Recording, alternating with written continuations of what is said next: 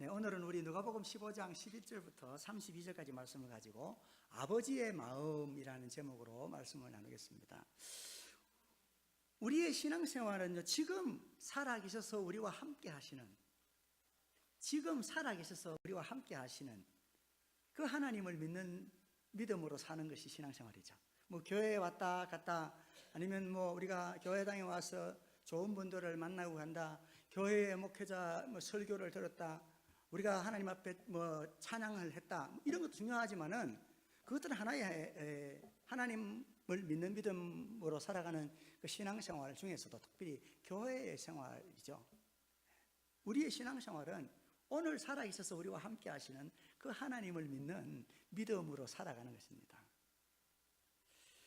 그렇기 때문에 우리가 하나님을 믿는 믿음으로 오늘을 살아가는 것이 우리의 신앙생활이라면, 우리가 하나님이 어떤 분이신지를 잘 알아야 신앙생활을 건강하게 할 수 있겠죠. 너무나 당연한 일이죠. 선지자 중에 호세아라는 선지자가 있습니다. 근데 이 호세아라는 선지자는요, 하나님의 백성이라고 하는 그 이스라엘 사람들이 하나님을 알지 못해서 멸망의 길로 가고 있는 것을 보면서 안타까워했습니다. 하나님의 백성이라고 하면서도 하나님을 알지 못하고 자기 마음대로 살아가는 그 이스라엘 백성들을 안타까운 마음으로 바라보면서 그 백성들에게 우리가 힘써 하나님을 알자, 우리가 힘써 하나님을 알아야 된다고 그렇게 요청했습니다. 호세아서 6장 3절 말씀인데요, 우리가 여호와를 알자, 힘써 여호와를 알자. 그의 나타나심은 새벽빛같이 어김이 없나니 비와 같이 땅을 적시는 늦은 비와 같이 우리에게 임하시리라. 그렇게 말했습니다. 우리는 오늘 우리가 함께 읽었던 이 말씀을 통해서 우리를 향한 하나님 아버지의 마음을 알 수 있습니다.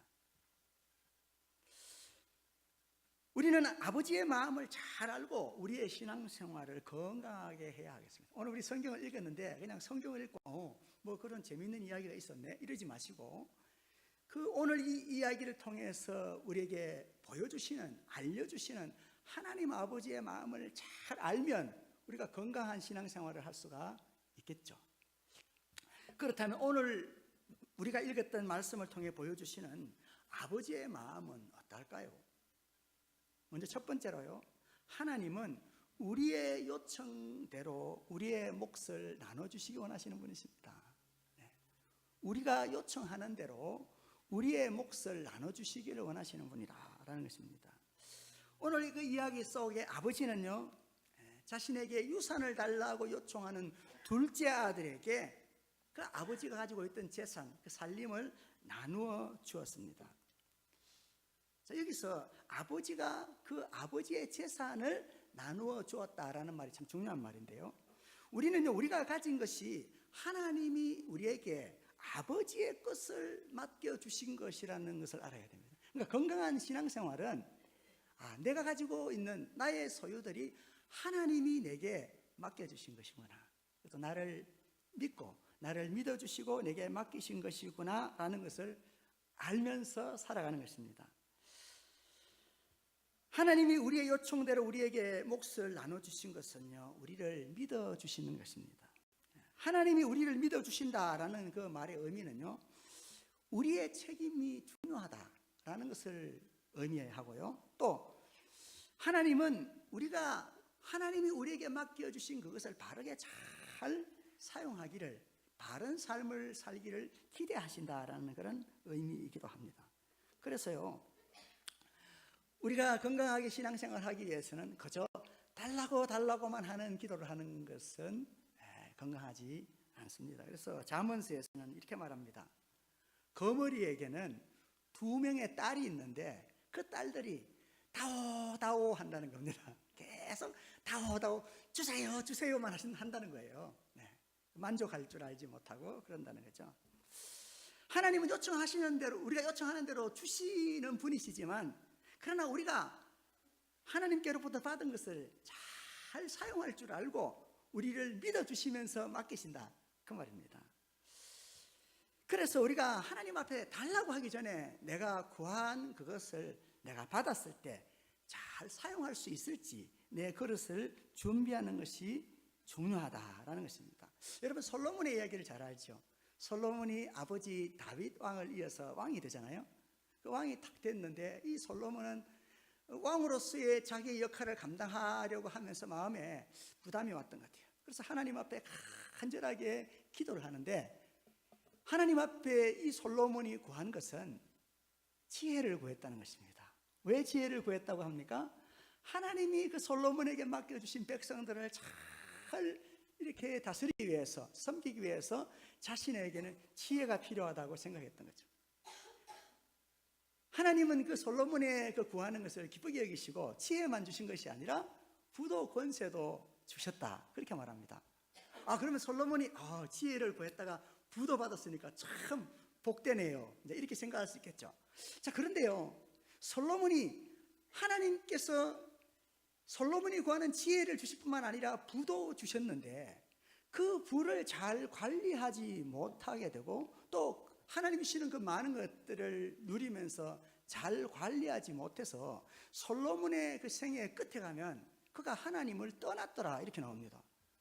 그러니까 하나님께 부를 받은 것이 그게 그에게 복이 되었으면 좋겠는데 오히려 그 부는 하나님을 떠나는 요인이 되더라, 그 말입니다. 그러니까 내가 얼마나 많은 것을 받았느냐의 문제가 아니라 우리가 그 받은 것을 어떻게 사용할 수 있는지 하는 그 그릇을 내가 준비하고 있느냐라는 것이 중요하다는 거죠. 그래서 오늘 이 둘째 아들이 아버지께 재산을 달라고 해서 그 유산을 받았습니다. 그러나 아버지는 그 아들을 믿고 맡기시는 것이죠. 그러나 우리가 하나님께서 우리에게 맡기셨다라는 것을 생각하면서 우리의 책임이 중요하고 우리가 그 맡기신 것을 바르게 사용하는 것이 필요하다라는 것을 아는 것은 너무나 중요합니다. 그래서 건강한 신앙생활을 위해서 우리는 내 것이니까 내 마음대로 쓴다라는 생각을 갖는 것은 건강하지 못하다라는 것입니다. 왜냐하면 우리가 가진 이 모든 것들은 하나님이 우리에게 맡기신 것이기 때문에 그렇습니다. 오늘 둘째 아들은요, 아버지께 받은 것을 허랑방탕한 생활로 다 낭비해 버렸습니다. 그리고 모든 것을 다 잃어버리고 나니까 이제는 죽도록 고생하게 됐습니다. 그래서 돼지가 먹는 음식을 먹는 것도 부족해서 못 먹을 지경이 되어서는 아버지께로 돌아오기로 결심했다라는 것입니다. 하나님은요, 우리에게 행복의 길을 안내해 주시기 위해서 매뉴얼로서 성경을 주셨습니다. 이게 이제 신명기에 나와 있는 말씀인데요, 신명기 10장 12절부터의 말씀 보면 이렇게 말합니다. 하나님 여호와께서 너에게 요구하시는 것이 뭐냐? 곧 네가 네 하나님 여호와를 경외하며 그의 모든 도를 행하고 그를 사랑하며 마음을 다하고 뜻을 다하여 너의 하나님 여호와를 섬기고 내가 오늘 너의 행복을 위하여 너에게 명하는 여호와의 명령과 규례를 지킬 것이 아니냐. 그러니까 하나님 우리에게 말씀을 주신 것은 우리가 행복해지는 비결을 보여주신 것이다, 그 말입니다. 그런데 하나님을 떠나서 오늘 이 마치 둘째 아들이 아버지 곁을 떠나서 자기 마음대로 그냥 주어진 그것들을 사용하다가 큰 어려움을 만난 것처럼 우리가 만약 아버지를 떠나서 우리가 아버지를 떠난다 그랬는데 하나님을 어떻게 떠나는 것일까요? 그것은 하나님의 말씀을 떠나는 게 하나님을 떠나는 거죠. 그렇게 하나님 아버지의 말씀을 떠나서 우리의 잘못된 가치관과 생활 방식대로 살면 때때로는 돌이킬 수 없는 불행을 가져올 수도 있다는 것을 알아야 한다는 것입니다. 그런데요, 우리가 실패하는 중에라도 반드시 기억해야 할 것이 있습니다. 그것은 하나님은 우리가 실패할 가능성을 알고도 우리를 믿어주시고 우리에게 아버지의 소유를 맡기셨다라는 것입니다. 우리를 믿어주시는 하나님, 우리가 온전한 존재이기 때문에 무엇인가 좋은 결과를 만들었기 때문이 아니라 그저 우리가 연약한 존재이고 또 우리에게 하나님의 것을 맡길 때에 실패할 수 있다는 것을 알면서도 하나님이 우리를 믿어주시고 우리에게 맡겨주신 것이라면 우리가 절망적인 상황, 우리의 삶이 실패하여서 어려움이 우리에게 찾아왔을 때 우리가 선택할 수 있는 현명한 생각은 뭐냐? 그것은 아버지께로 돌아오는 것이라는 겁니다. 여러분, 때때로 우리가 하나님 앞에 올바르게 살지 못한 것 때문에 자책감에 빠져서 하나님께로 돌아오는 것을 잊어버린다면 그것은 불행한 것이 되겠죠. 그래서 우리가 만약 실패하였어도, 우리가 삶의 어려움을 만났어도 하나님이 우리를 믿고 맡겨주셨으니 그 아버지께로 돌아오는 것이 가장 현명한 선택이라는 것을 우리가 잊지 말아야 되겠습니다. 두 번째로요, 하나님은 우리가 다시 일어나게 도와주시기 원하시는 분입니다. 한번 따라해 보실까요? 하나님은 우리가 다시 일어나게 도와주십니다.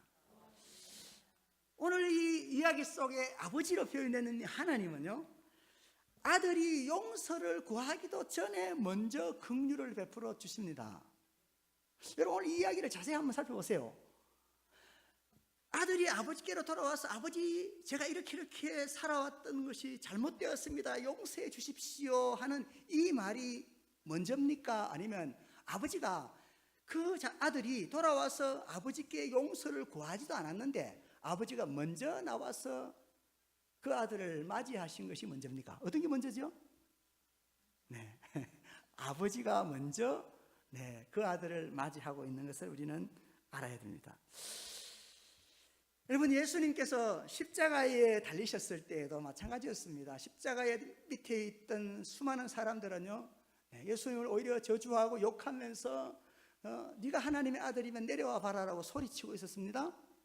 그런데요, 돌아와서 회개한 것이 아니고 지금 예수님을 향해서 네가 하나님의 아들이면 내려와 봐라 하고 조롱하고 있는 그들을 향해서 예수님은 아버지, 저들의 죄를 용서하여 주십시오.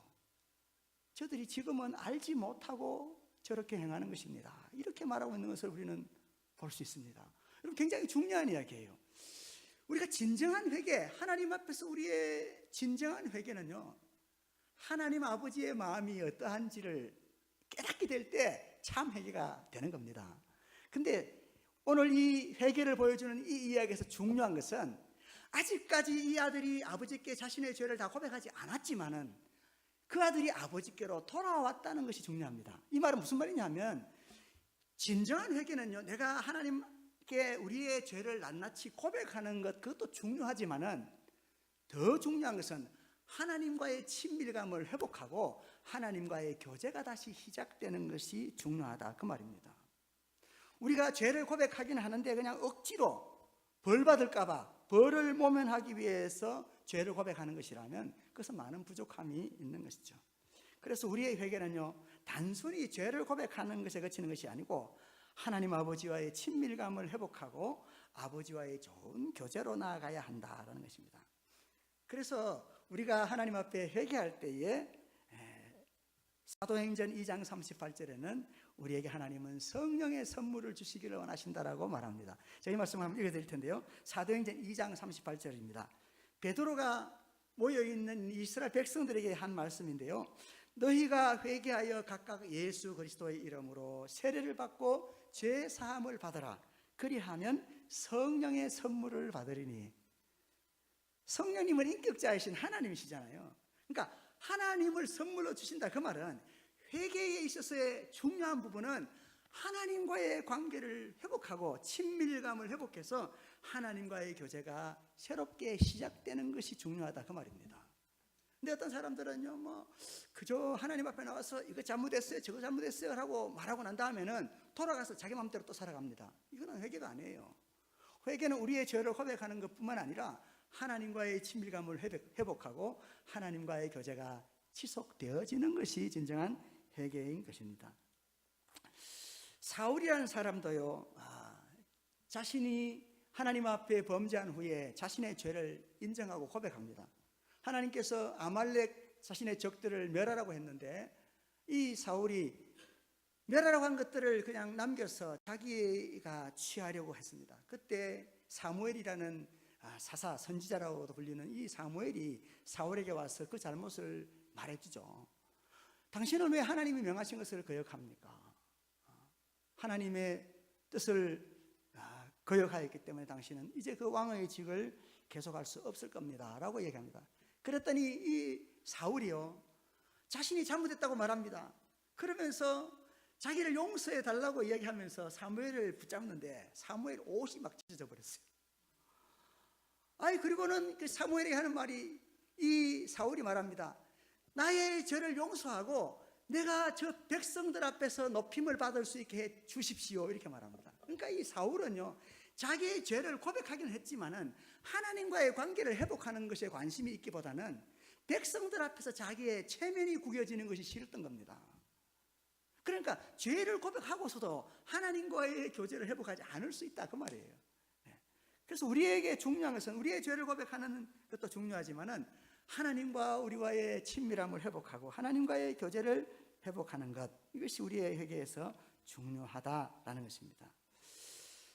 오늘 아버지는요, 자기의 그 잘못을 뉘우치고 또 아버지께로 돌아온 그 아들을 향해서요, 지난 과거를 책망하기보다는 먼저 아들의 자존감을 회복시키는 것을 우선하십니다.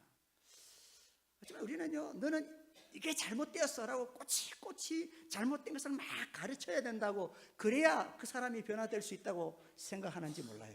근데 오늘 성경에 보니까 하나님은 네가 이것을 잘못했고 저것을 잘못했고 낱낱이 지적해서 덜추어내기보다는 무너져버린 하나님의 아들이라는 그 생각을 잃어버리고 나는 이제 종처럼 살아도 마땅해 라고 하고 있는 이 아들의 자존감을 다시 되살려서 너는 하나님의 자녀야 라는 그 마음을 주기를 원하셨다는 겁니다.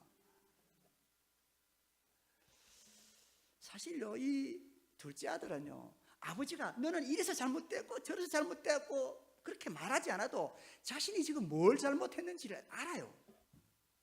그에게 필요한 것은 지금 아버지를 떠나서 고생고생하고 돌아왔던 그 아들이 이제는 아버지와의 아무런 관계가 없는, 이제 남남처럼 될까 보다 하는 그 두려움 가운데 있는 그에게, 아니다, 나는 여전히 너를 사랑한다 라고 하는 그 아버지의 마음이 그가 아는 것이 필요했던 겁니다.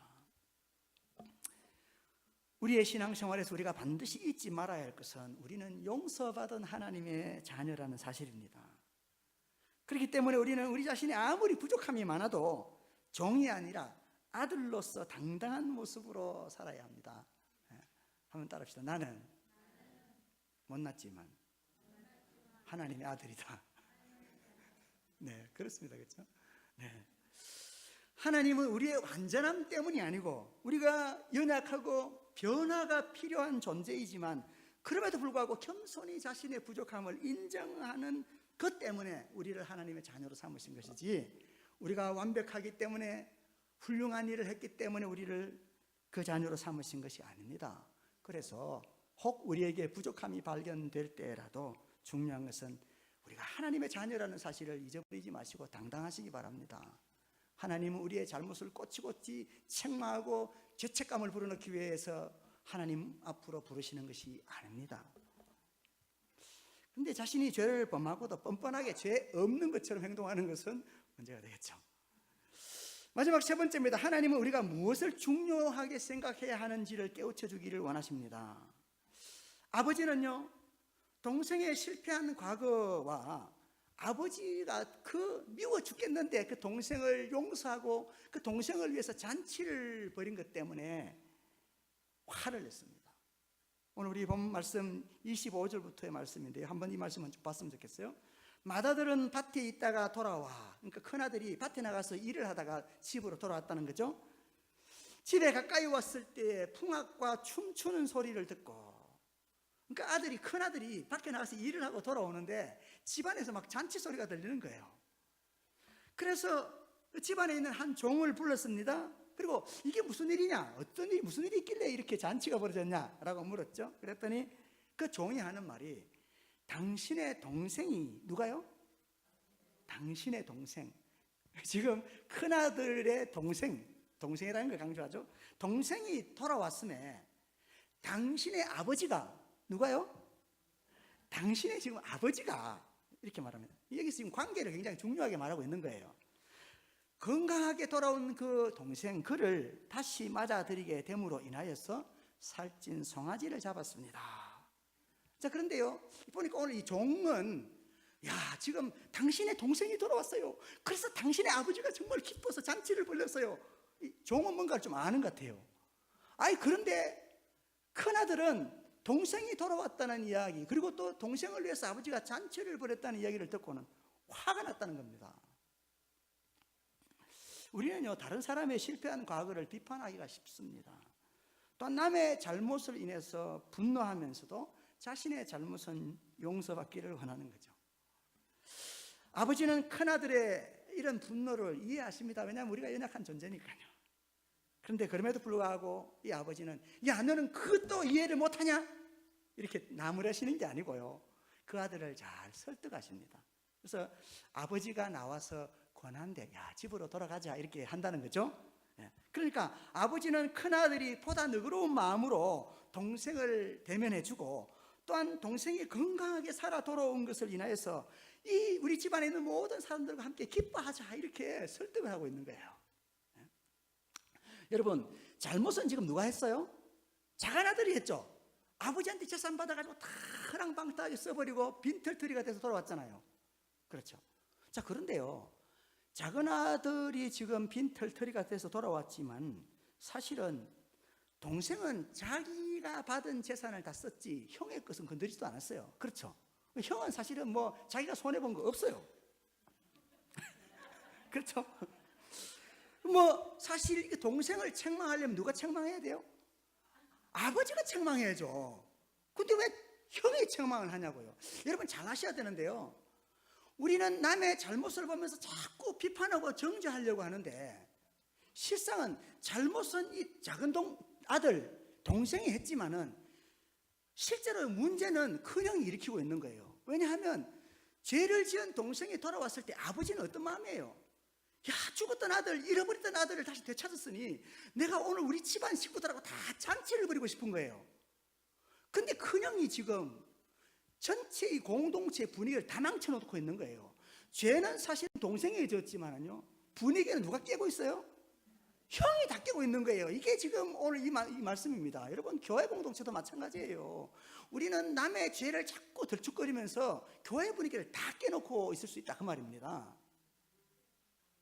아버지의 마음은 지금 돌아온 그 아들 때문에 잔치하기를 원하신다니까요.